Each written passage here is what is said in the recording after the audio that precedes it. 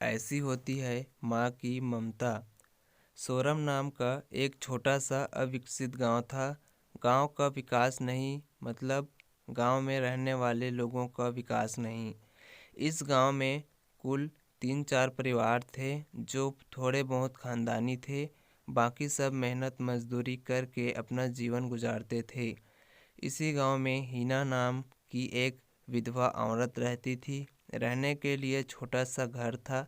2 बच्चे थे, शायद एक 5 साल का और दूसरा 3 साल का होगा। हीना के पति बहुत मेहनती था। वो हीना को किसी चीज़ की कमी महसूस नहीं होने देता था या कैसी भी हालतों में साथ नहीं छोड़ता था।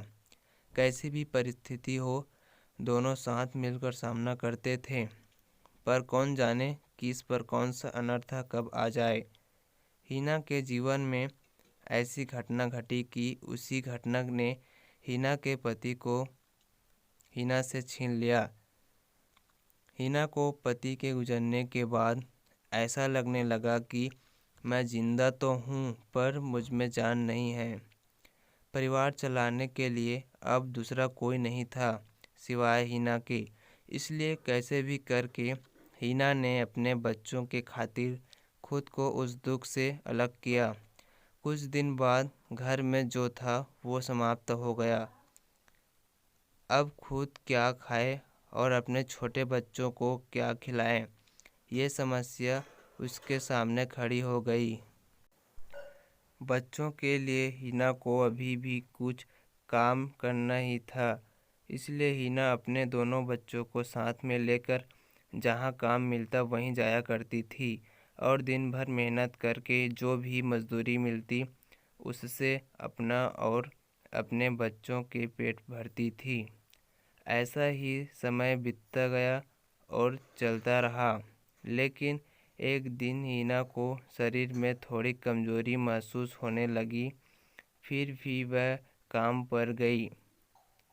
ऐसे ही 2-3 दिन हीना काम पर जाती रही, लेकिन उसकी शरीर की कमजोरी कुछ ठीक नहीं हो रही थी, बल्कि और बढ़ती जा रही थी। ऐसे में काम पर जाना हीना के लिए कठिन हो गया। हीना बहुत चिंतित रहने लगी। अगर काम पर नहीं गई तो मेरे बच्चे भूखे मर जाएंगे। उसी चिंता ने हीना को और कमज़ोर कर दिया।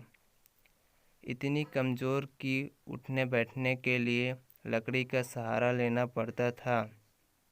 इस कारण उसके बच्चे भूखे मर रहे थे।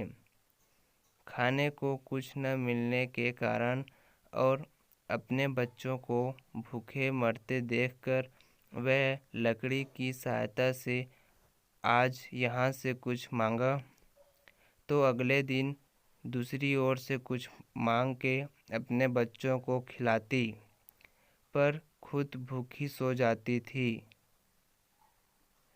ऐसे ही एक दिन वह खुद जा न सकती थी, इसलिए अपने बच्चों को समझा के खाने के लिए कुछ मांगने के लिए गांव में भेज देती है। कुछ समय बाद बच्चे 2 चपाती और थोड़ी सी सब्जी लेकर लौटते हैं।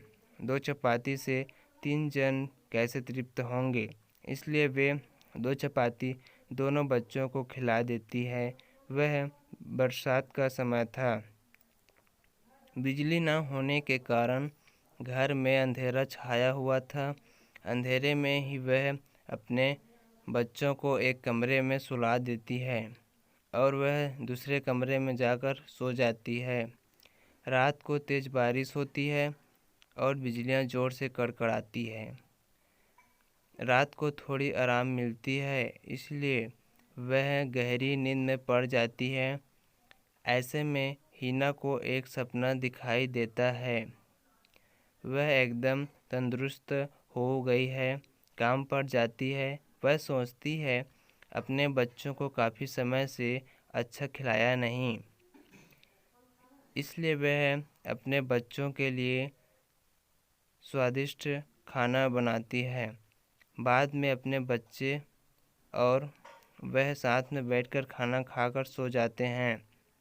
आगे सपने में हिना ने देखा उसके बच्चे जिस कमरे में सोए हुए थे उस कमरे का छत गिरकर उनके दोनों बच्चे मर जाते हैं।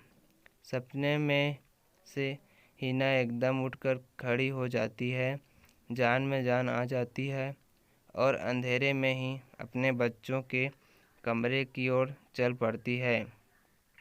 कमरे में जाकर अपने बच्चों को देखकर हिना चैन की सांस लेती है।